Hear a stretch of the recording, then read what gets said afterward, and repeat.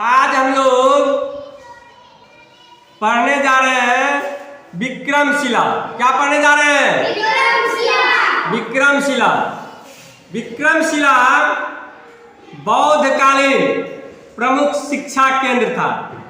विक्रमशिला बौद्धकालीन प्रमुख शिक्षा केंद्र था और इसका स्थापना पाल वंश के शासक धर्मपाल ने किया था। कौन किया था?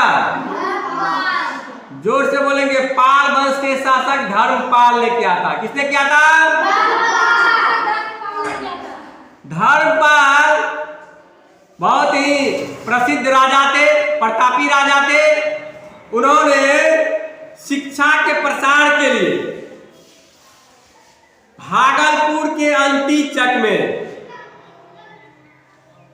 विक्रमशिला विश्वविद्यालय का स्थापना किया, जो काफी विश्व प्रसिद्ध विश्वविद्यालय था। यहाँ पर देश विदेश के लोग पढ़ने आते थे। आज भी इस विश्वविद्यालय का खंडहर भागलपुर के अंतीचक में देखा जा सकता है। ये हमारे इतिहास का गौरव का प्रतीक है और हमें अपने इतिहास के गौरवशाली परंपरा को देखने का साक्ष्य मिलता है। जैसा कि हम लोग जानते हैं, भारत में सबसे प्राचीन, सबसे विश्व प्रसिद्ध विश्वविद्यालय का नाम तक्षशिला था, जो कि रावलपिंडी के से 60 किलोमीटर दूर पाकिस्तान में अभी है। वहीं का राजा तक्षशिला का प्रमुख प्राचार्य जो था चाणक्य था। इसी में चंद्रगुप्त मौर्य पढ़ा था। चंद्रगुप्त मौर्य वंश का नींव रखा था और चंद्रगुप्त मौर्य का साम्राज्य जितना विशाल था, भारत में उतना विशाल किसी भी शासक का शासन नहीं रहा। चंद्रगुप्त मौर्य के साम्राज्य का सीमा ईरान से मिलता था। नेपाल, बांग्लादेश, ये सब चंद्रगुप्त शासन के दौरान चंद्रगुप्त मौर्य के प्रभाव के अधीन था। दक्षिण में कर्नाटक तक इनका राज विस्तार का उल्लेख मिलता है। शिलालेख से यह पता चलता है, जो कि अशोक ने साम्राज्य के विभिन्न भागों में शिलालेख स्थापित किया था, जिससे वह अपने साम्राज्य के प्रजा को उपदेश दिया था, संदेश दिया था। इन शिलाओं से उल्लेख मिलता है कि मौर्य साम्राज्य काफी वैभवशाली और सुदृढ़ विशाल साम्राज्य था। तक्षशिला के बाद प्रमुख शिक्षण संस्थान के रूप में नालंदा का नाम लिया जा सकता है। नालंदा विश्वविद्यालय में विश्व प्रसिद्ध था। यहाँ 10,000 से अधिक छात्र पढ़ा करते थे और नालंदा विश्वविद्यालय का स्थापना गुप्त वंश के शासक कुमार गुप्त ने किया था और इस विश्वविद्यालय में ह्वेनसांग, फाहियान जैसे चीनी यात्री भी पढ़ा था, भ्रमण किया था, यहाँ आया था, कुछ दिन रहा था। और इन्होंने अपने यात्रा वृत्तांत में लिखा है कि भारत की शिक्षा प्रणाली बहुत ही वैभवशाली थी। यहाँ देश विदेश के लोग रहने आते थे, पढ़ने आते थे। ज्ञान का यहाँ पर केंद्र था। इसी परंपरा को आगे बढ़ाते हुए पाल वंश का शासक धर्मपाल ने विक्रमशिला में, भागलपुर के अंतीचक में विक्रमशिला नामक विश्वविद्यालय का भी गठन किया था। तो आज हम लोग इसी विक्रमशिला के बारे में पढ़ेंगे। मैं विक्रमशिला हूं, मुझे भारत की अस्मिता का अभेद कवच माना जाए तो कोई अतिशयोक्ति नहीं होगी। विक्रमशिला विश्वविद्यालय कहता है, मैं विक्रमशिला हूं और यदि भारत की अस्मिता का अभेद कवच अगर मुझे कहा जाए, इसमें कोई अतिशयोक्ति नहीं होगी। मेरा अतीत आज के कैम्ब्रिज विश्वविद्यालय एवं ऑक्सफोर्ड विश्वविद्यालय से कहीं अधिक उन्नत और महत्वपूर्ण था। नालंदा विश्वविद्यालय, तक्षशिला विश्वविद्यालय, विक्रमशिला विश्वविद्यालय वर्तमान के कैम्ब्रिज और ऑक्सफोर्ड विश्वविद्यालय से भी अधिक प्रसिद्ध था, अधिक ख्याति प्राप्त विश्वविद्यालय था। मेरे यहाँ आर्यभट्ट और अतीश दीपंकर सरीखे विद्वान हुए, जिनके योगदान को नजरअंदाज नहीं किया जा सकता है। इस विश्वविद्यालय के आर्यभट्ट, अतीश दीपंकर बौद्ध भिक्षु थे और प्रकांड विद्वान थे। अतीश दीपंकर प्रकांड विद्वान थे। उसी प्रकार आर्यभट्ट भी भारत के महान वैज्ञानिकों में से एक थे।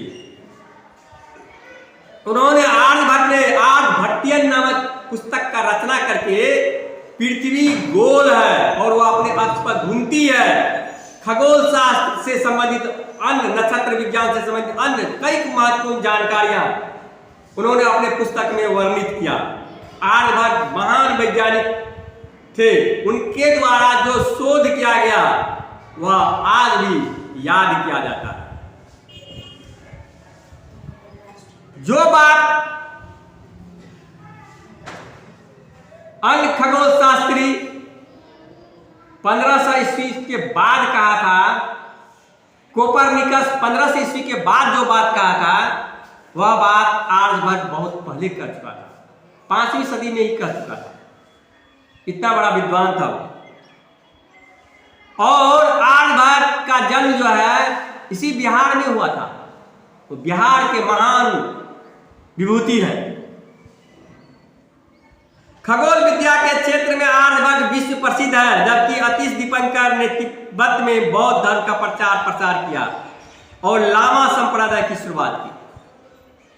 आधुनिक भागलपुर जिला, जो कि प्राचीन अंग महाजनपद नाम से लोकप्रिय है, के कहलगांव थाना क्षेत्र पोस्ट पत्थर घट्टा के एक छोटे से गांव अंतिचक में 8वीं शताब्दी के मध्य मेरा आविर्भाव पाल वंश के सर्वाधिक प्रतापी राजा धर्मपाल के संरक्षण में हुआ। धीरे धीरे मैं अपनी बौद्धिक शक्ति के ही बदौलत अंतरराष्ट्रीय क्षितिज पर छा गया। विक्रमशिला विश्वविद्यालय कहता है कि मेरा जन्म कहलगांव के पत्थरघट्टा के एक छोटे से गांव अंतिचक में हुआ और पाल वंश का शासक धर्मपाल ने मेरा स्थापना किया। धीरे धीरे मैं अपने ज्ञान के वजह से पूरे विश्व के क्षितिज पर छा गया। कौन कहता है? विक्रमशिला कहता है। कौन कहता है? सबके मुंह से आवाज आया नहीं, जोर से बोलिए, कौन कहता है? अपने आचार्यों के विक्रमपूर्ण आचरण, उनकी अखंड शील संपन्नता के कारण ही मैं विक्रमशिला की संज्ञा से संबोधित हुआ। किंवदंती है कि विक्रम नामक यक्ष को दमित कर इस स्थान पर बिहार बनाने के कारण मेरा नाम विक्रमशिला पड़ा। ऐसा कहा जाता है विक्रम नामक यहां पर दानव को जो है पराजित कर करके विक्रमशिला नामक विश्वविद्यालय का स्थापना किया गया था। मेरे प्रांगण में 6 महाविद्यालय है, जहां अलग अलग द्वार पंडित नियुक्त किए गए थे। द्वार पंडितों के समक्ष मौखिक परीक्षा में उत्तीर्ण होने वाले छात्र ही मेरे प्रांगण में प्रवेश कर सकते थे, ऐसा कहते हैं। विक्रमशिला विश्वविद्यालय की ख्याति बहुत ज्यादा थी। इसमें 6 द्वार थे। कितने द्वार थे? 6। विक्रमशिला विश्वविद्यालय में कितने द्वार थे? 6। और प्रत्येक द्वार पर एक द्वार पंडित हुआ करते थे। प्रत्येक द्वार पर क्या हुआ करते थे? द्वार पंडित हुआ करते थे। द्वार पंडित इस विश्वविद्यालय में पढ़ने के इच्छुक छात्र का मौखिक परीक्षा लिया करते थे।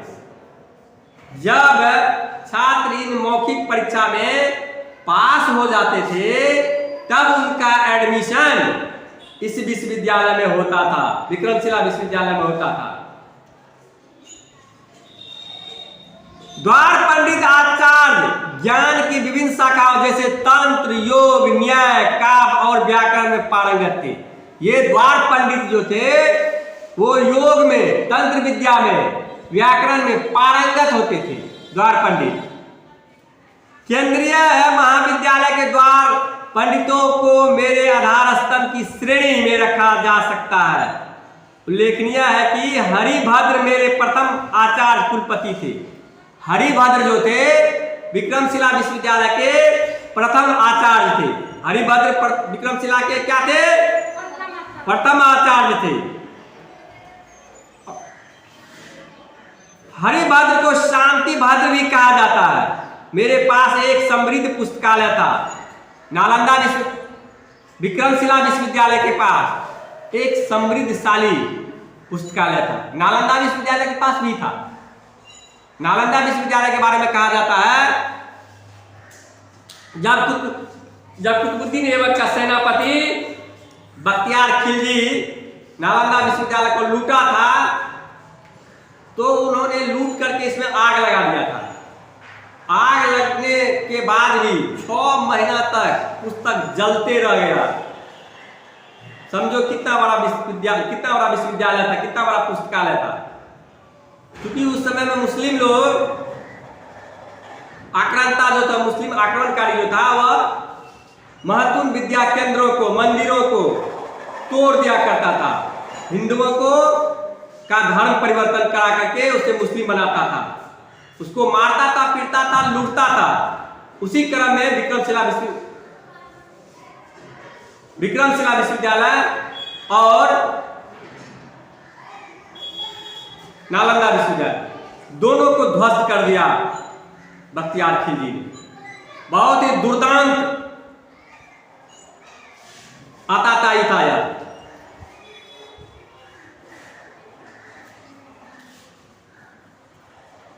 कहता है तंत्र विद्या और तर्क विद्या सहित प्रारंभिक दर्शन और बौद्ध दर्शन से संबंधित ग्रंथ का विक्रमशिला विश्वविद्यालय में भंडार था।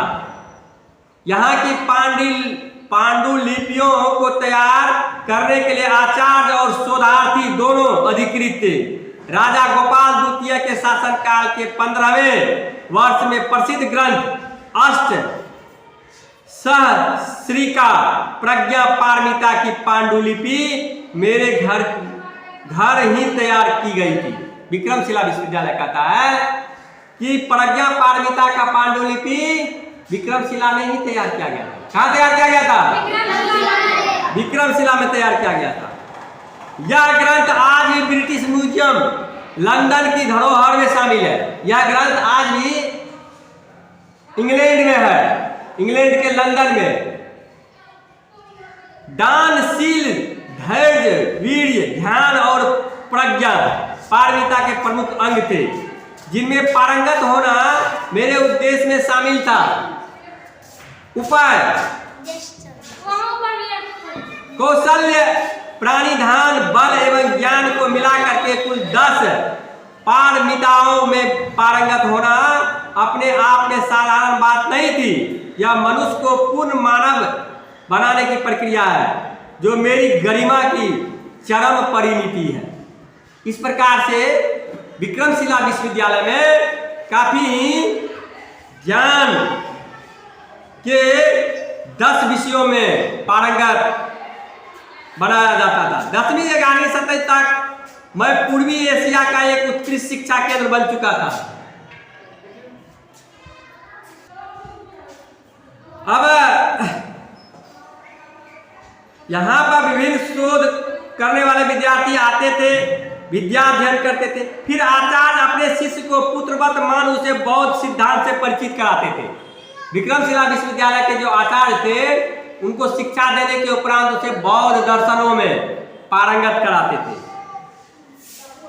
ताकि वे मेरे उच्च आदर्शों पर खरे उतर सके। मेरा छात्र होना ही अपने आप में गौरव की बात था। विक्रमशिला विश्वविद्यालय का छात्र होना अपने आप में गौरव की बात था। ध्यान से सभी को सुनेंगे। विक्रमशिला विश्वविद्यालय का छात्र होना गौरव की बात था। किसका बात था? यहाँ के नामांकित छात्र देश विदेश से मान सम्मान के स्वतः हकदार हो जाते थे। राज दरबारों में यहाँ के आचार्यों और विद्यार्थियों को विशेष सम्मान मिलता था। विक्रमशिला विश्वविद्यालय से जो भी बच्चे पढ़ करके निकलते थे, उन्हें राज दरबारों में काफी मान सम्मान मिलता था, उन्हें उच्च ओहदा मिलता था, उच्च पदों पर उसे नियुक्त किया जाता था। तंत्र विद्या के अतिरिक्त व्याकरण, न्याय, सृष्टि विज्ञान, शब्द विद्या, शिल्प विद्या, चिकित्सा विद्या, सांख्य, वैशेषिक, आध्यात्म विद्या, विज्ञान, जादू और चमत्कार विद्या मेरे पाठ्यक्रम के प्रमुख अंग थे। अर्थात यहाँ पर जो विक्रमशिला में पढ़ाया जाता था उसमें शिल्प विद्या, चिकित्सा विद्या, सांख्य, वैशेषिक, आध्यात्म, विज्ञान, जादू टोना, चमत्कार, इन सारे बातों का वहां पर शिक्षा दिया जाता था। कहां पर दिया जाता था? विक्रमशिला में। कहां पर दिया जाता था? अध्यापन का माध्यम संस्कृत भाषा था। अध्यापन का माध्यम कौन सा भाषा था? संस्कृत भाषा था। वर्तमान में सरकार की सकारात्मक सोच एवं पुरातत्व विभाग के अथक प्रयास से मैं वर्षों गुमनाम रहने के बाद एक बार फिर से सुर्खियों में आया हूँ। वर्तमान में भारत सरकार और बिहार सरकार पर्यटन को बढ़ावा देने के लिए और पुरातत्व विभाग भारतीय इतिहास के महत्वपूर्ण घटनाओं और गौरवों को प्रकाश में लाने के लिए फिर से विक्रमशिला विश्वविद्यालय के ख्याति को पुनर्जीवित करने के लिए इसे पुनर्निर्माण किया। पुरातात्विक खनन से मेरे प्राय सभी इमारत की प्राप्ति हो जाने की आशा प्रबल हो गई है। यहाँ 50 फीट ऊंची एवं 73 फीट चौड़ी इमारत के रूप में प्रधान दैत्य प्राप्त हुए हैं। 4.5 फीट की भूमि स्पर्श मुद्रा में भगवान बुद्ध की प्रतिमा भी प्राप्त हुई है। इस विक्रमशिला विश्वविद्यालय में खुदाई के दौरान भगवान बुद्ध का प्रतिमा भी प्राप्त हुआ है। भगवान बुद्ध का पूर्वी और पश्चिमी भवन में पद्मासन पर बैठे अवलोकितेश्वर की कांस्य प्रतिमा प्राप्त हुई है। यहाँ पर अवलोकितेश्वर की कांस्य मूर्ति प्राप्त हुई है। कहां पर? विक्रमशिला विश्वविद्यालय में। पद्म पानी एवं मैत्रेय की प्रतिमा मिली है। यहाँ पर पद्म पानी और मैत्रेय की भी प्रतिमा मिली है। ये पद्म पानी मैत्रेय जो है बौद्ध धर्म के महत्वपूर्ण संत हुआ करते थे, भिक्षु हुआ करते थे। कुछ क्षतिग्रस्त सीलें भी प्राप्त हुई है। एक सील का सत्यापन वीर व्रत से किया गया है। खुदाई का काम अभी आरंभिक अवस्था में ही है।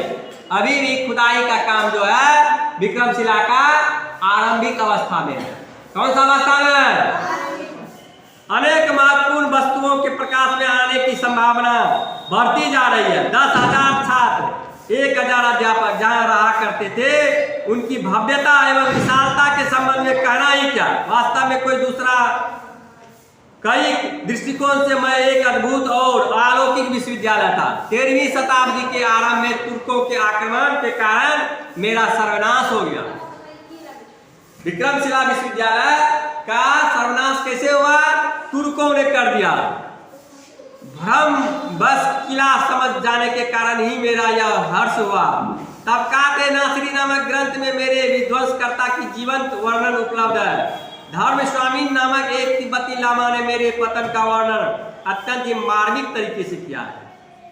आप जब कभी भी शैक्षणिक परिभ्रमण का मन बनाए तो मेरे आंगन में जरूर पधारें, ताकि मेरे सोए हुए अतीत करवट ले सके, वर्तमान एवं बोए जा रहे भविष्य के अदृश्य बीज के बारे में विस्तृत जानकारी प्राप्त हो सके।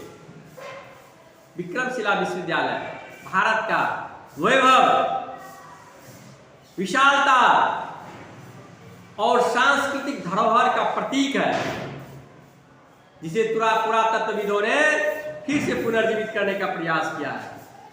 तो विक्रमशिला विश्वविद्यालय कहता है जब भी आप शैक्षणिक भ्रमण पर निकले तो जरूर मेरे प्रांगण में पधारे, जरूर मेरे प्रांगण में पधारे। आज एक महत्वपूर्ण विश्वविद्यालय के बारे में आप लोग जानकारी प्राप्त किए। अब इस विश्वविद्यालय के बारे में जो आपने ज्ञान प्राप्त किया, उसके बारे में आपको अब प्रश्न का आंसर देना है। चलिए।